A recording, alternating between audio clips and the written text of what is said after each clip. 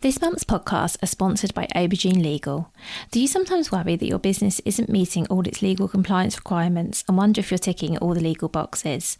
Are you losing sleep worrying about a piece of legislation that you may or may not be complying with?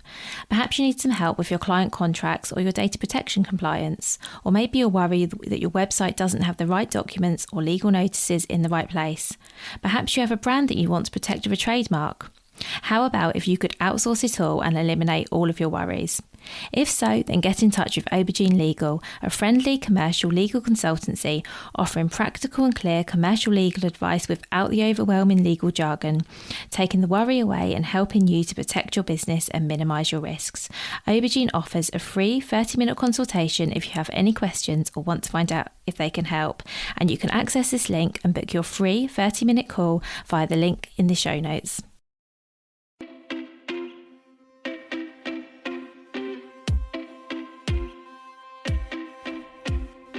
Welcome to the Bring Your Product Ideas to Life podcast. Practical advice and inspiration to help you create and sell your own physical products.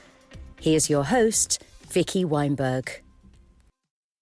Hello and welcome to this week's episode. It's just me this week. I'm having a super busy week so far. It's only Tuesday, so I'm going to get right to the point and start talking about today's topic. So this episode has been inspired by something I've seen a lot of recently, which is people asking how to increase their product sales. So I've been asked this myself by clients, and I've seen this spoken about on lots of online groups as well. And I just want to caveat this by saying I am no means a sales expert, but I have tried a lot during my years of creating and selling products with my own baby brand. I've also tried a lot of things with various clients that I've worked with, and I know that not everything I suggest will work for everyone and not everything I suggest would appeal for you, but I just wanted to give you a few different ideas that you could try and see if they give your sales a bit of a boost. So most of the ideas I'm talking about will apply to everyone. Wherever you sell your products, you should be able to do most of these. But at the very end, I've included some Amazon specific ideas. So if you're an Amazon seller or you're thinking about it, do hold out for those, because there are some things that you can do on Amazon that you can't do on any other marketplaces. And I just wanted to highlight them, as many of you, even if you've been selling on Amazon for a while, you might not actually know what some of these features are or even that you have them. So I'm going to start with the ideas that should work regardless of where you sell your products. So number one, run a sale or promotion. I know this sounds really, really simple, but it can work.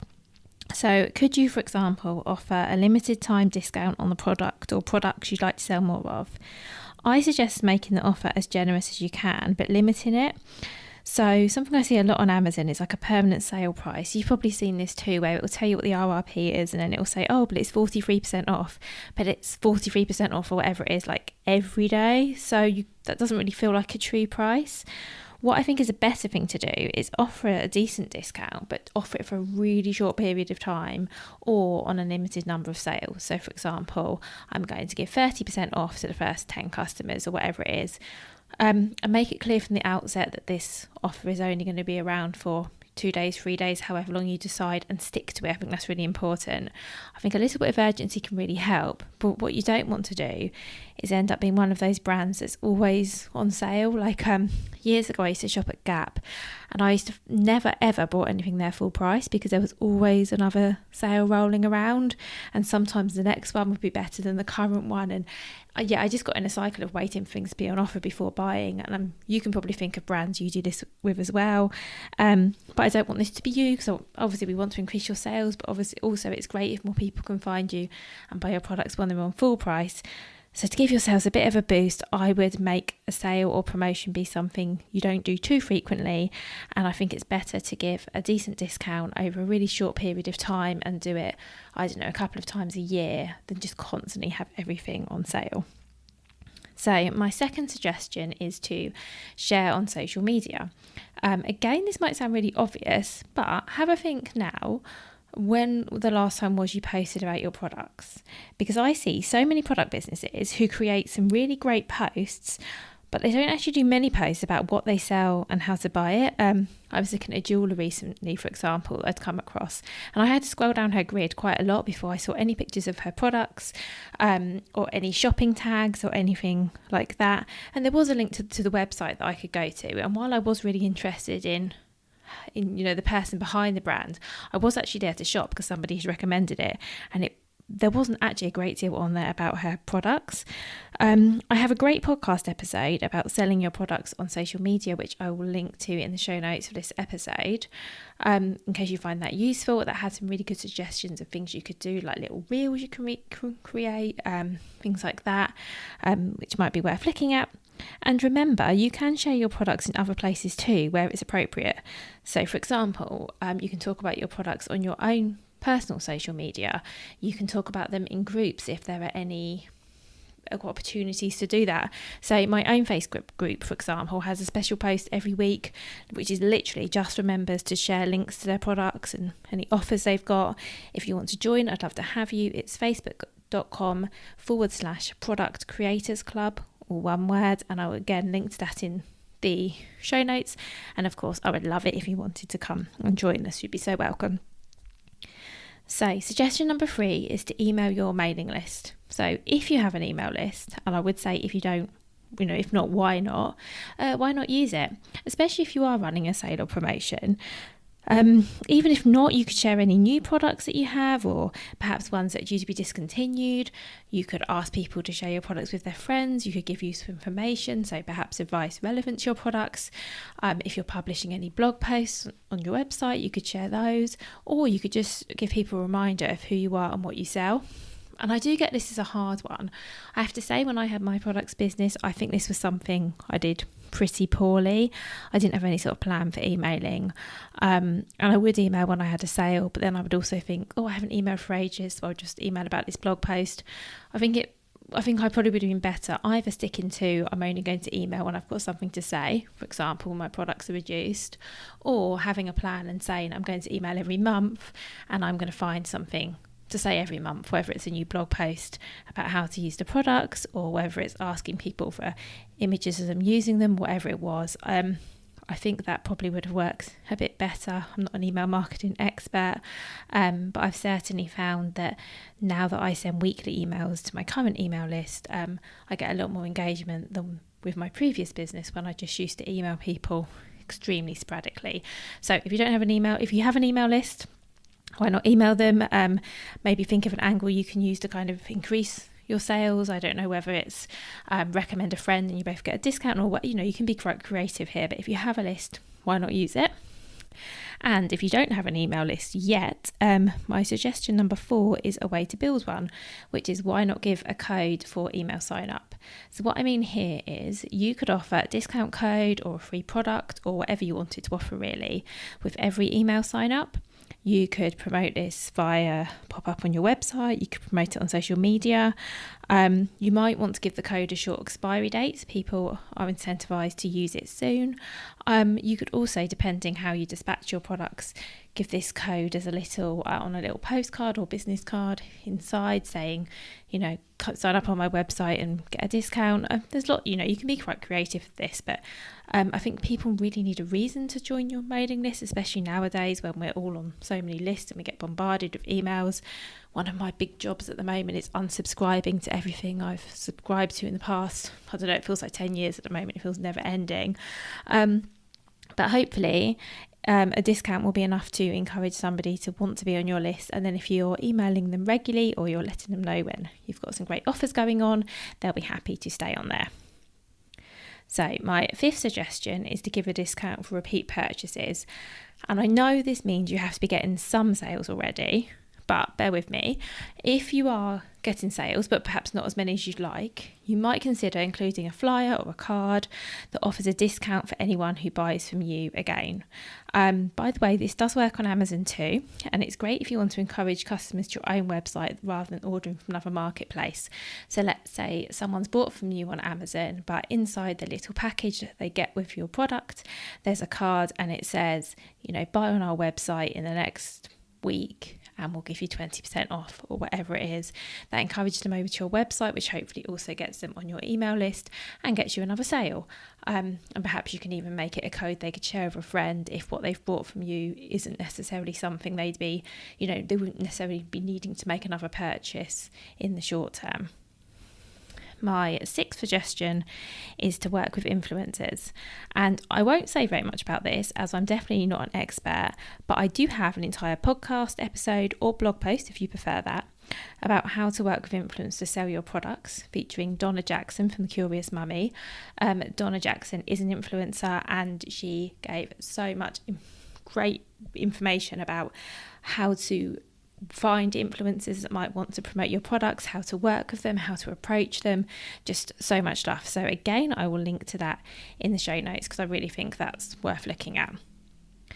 My seventh suggestion is to use your existing networks. So be honest, how often do you ask your friends, your family, or even your current customers to share your products and talk about your products? Probably not that often, if ever. So one thing you could do is spend some time on a great social media post, or maybe even a reel if you're brave. I haven't really got into reels yet, I find them quite scary. And you could ask people to share your products. Or you could do another sort of post or even an email asking people to share their photos of them using your products and tag you in. Maybe you could offer a discount or a freebie for anyone who does this. The idea is it's just to get other people talking about your products. I don't know, something like, share a photo and tag us in and get, a discount on your next order, and then you send them the code that you've already created or something like that. Again, I think a lot of these are about being creative and thinking what would work for you, your business and your product. The whole purpose of this episode is just to get you started with some ideas that you can adapt to work for you. But I do think that can be quite nice. I think it gives you a nice bit of social proof as well. I don't know about you, but I love it when reviews are like the most obvious form of social proof. I really like that, but I also really like it on Instagram when I look at brands and then I can see all the people that have tagged that brand in because they're wearing their clothes or their jewelry or using their product in some way, because it just says to me, okay, other people are using this and other people like it, and I think that can really help your sales. And my eighth suggestion is to try something new. I'll be honest, this one's probably a bit more work than everything else I've suggested, but sometimes it can be worth trying something different. So for example, whatever you're doing now, let's say you're not generating an amount of sales you'd like to, how about trying selling on a different online marketplace? Obviously ensuring first anywhere new you try is a good fit and worth investing in, whether that's time or money or whatever. Or if you only sell your products online, is it worth you getting a stall at a market? Is it worth you looking at including your products in a pop-up shop? Just be really creative here and just think about what other opportunities are there. Is there someone you could collaborate with?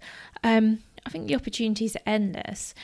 But I guess my point here is if you feel that what you're doing currently isn't working, it just might be a really good opportunity to try something new. And as I say, I want to caveat that with, you don't want to be spending loads of time and effort on something, if you're not sure if it's going to pay off. So there does have to be a bit of a balance there. But hopefully doing something different will achieve different results for you. So now I'm going to move on to the things you can do if you're selling on Amazon to help increase your sales. And I'm going to start off with a really basic one. Also, I will say, even if you're not an Amazon seller, don't switch off right now, because some of these still might be quite interesting, either because you've thought about Amazon, or my first one in particular, I do think would apply to lots of other marketplaces as well. So my first suggestion is to review your product listing. So one of the fundamentals of selling well on Amazon is to have a great listing. I've talked about this lots. I can link to podcast episodes and blog posts in the show notes where I've talked about this. So I'm not going to repeat myself here, but really this is the first thing to do. If you feel you should be selling more than you are, you do need to look at, is your listing as good as it possibly can be? I do actually have a free guide to getting started on Amazon where I go through all of the things that I believe make up a really great Amazon product listing, and you can get that for free by going to vickyweinberg.com/free resources or via the link that I will put in the show notes for you.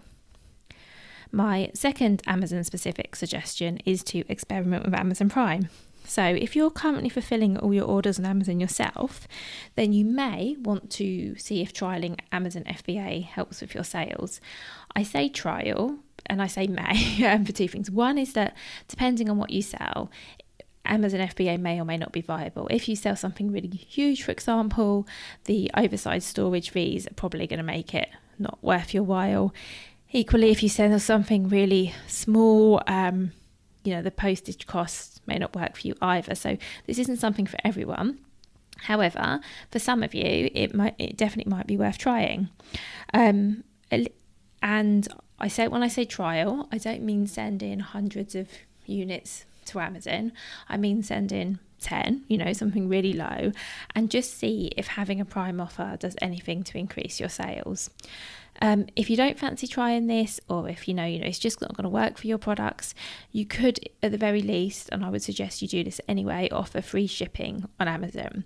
Even if you need to increase your product price to accommodate this, so maybe it's not exactly free, it will just then look comparable in terms of shipping cost.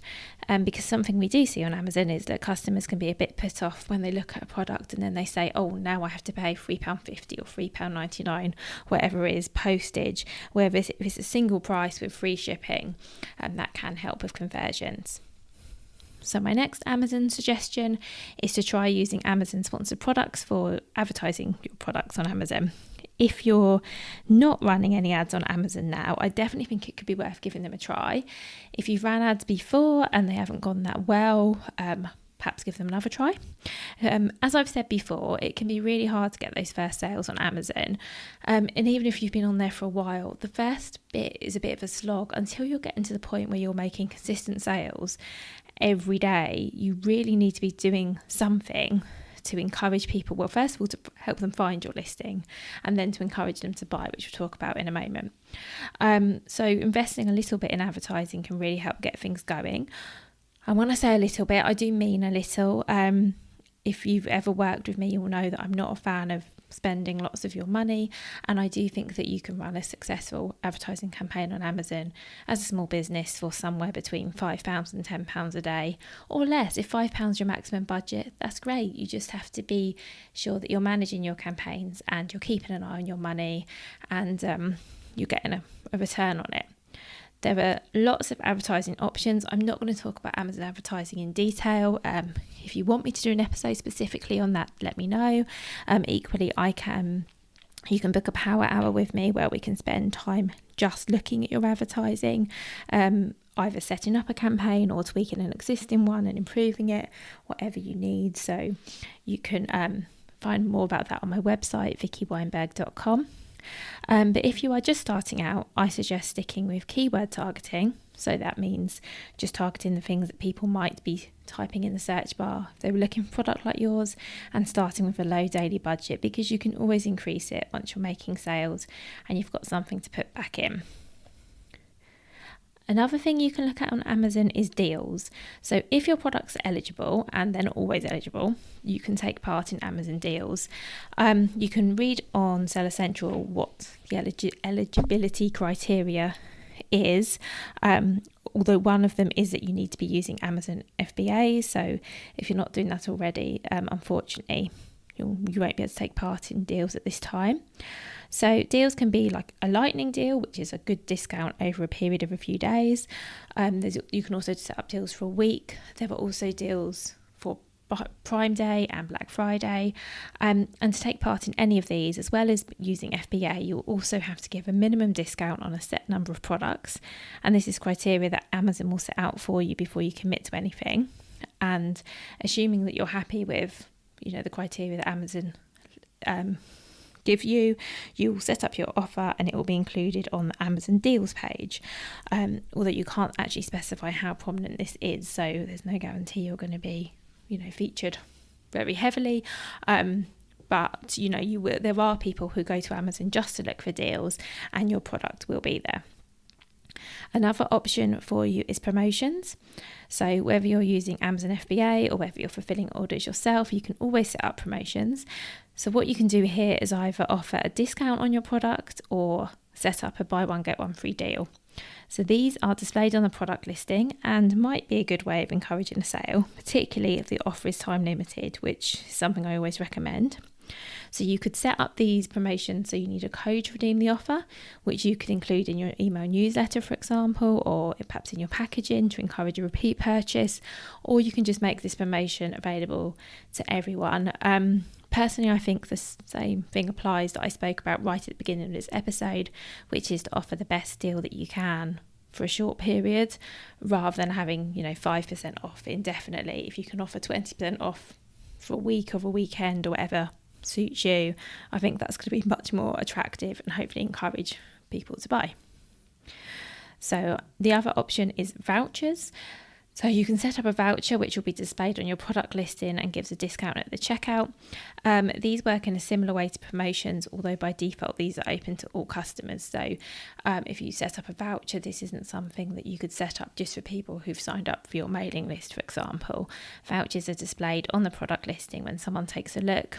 They click on the voucher and then they get that discount applied to their order. And my final Amazon suggestion is Amazon Vine. And it's not technically a way of getting more sales, but I think it is in a roundabout way. So what this Amazon Vine is, it's an Amazon approved way of getting reviews from verified customers. So what happens is you need to have a stock in FBA to even apply. You need to be willing to give away some products to reviewers, and Amazon will specify how many you need to do. But this can really help to increase your review count, although for a fee, in a way that Amazon approves. You might be thinking, well, why am I suggesting this? Well, I'm a big fan of products having reviews. As I mentioned earlier, they really do help customers choose to buy from you. And if you're struggling to get reviews yourself, because I know it's really, really hard, Amazon Vine could be an option, because hopefully by increasing the number of reviews you've got, it increases your social proof and will help with your conversions. So you can apply for Amazon Vine and you can say, okay, I'm happy to give, let's say, 20 units. So you're actually giving products away, I should mention. And the Amazon then contact the Vine reviewers and say, we've got 20 of these. Was anyone like to have one and review it? And then the customer has it, and then you get a verified review on your listing. I think it's really worthwhile. Just to be really clear here, you're not necessarily going to get a good review. That isn't, Vine isn't about giving 5-star reviews. However, if you have a great product, and I'm sure you do have a great product, there's no reason you wouldn't get a 5-star review.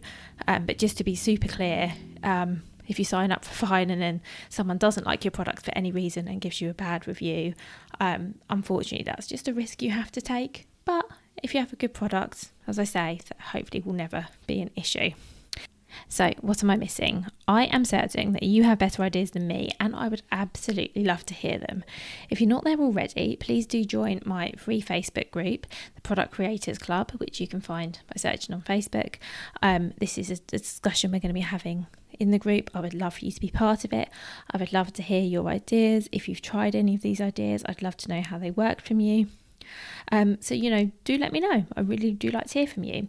And I should also mention that I've had so many previous podcast guests who've had loads of great ideas and loads of great experiences. So if you are looking for ideas to boost your sales, I really do recommend listening in to others and seeing what inspires you and what ideas you can take from them as well. So as always, thank you so much for listening. Thank you for being here until the end. Have a lovely rest of your day, and I will be back with another guest next week. Thank you so much for listening all the way to the end of this episode. If you enjoyed it, please do leave me a review. That really helps other people to find this podcast. Make sure you subscribe so you don't miss any future episodes, and do tell your friends about it too if you think that they also might enjoy it. You can find me at vickyweinberg.com. There you'll find links to all of my social channels. You'll find lots more information, all of the past podcast episodes, and lots of free resources too. So again, that's vickyweinberg.com. Take care, have a good week, and see you next time. If you've been inspired to start a podcast in 2024, I really recommend my podcast host, Captivate. Captivate were my top pick when I started podcasting 4 years ago because of how easy it was for a complete novice like me to get started. I've stuck with them for the last 4 years because Captivate is still really simple to use. They keep adding great new features like the ability to share ads like these, and they've just been really reliable. So when you're ready to start your own podcast, you can use the link in the show notes and get a free 7-day trial with Captivate.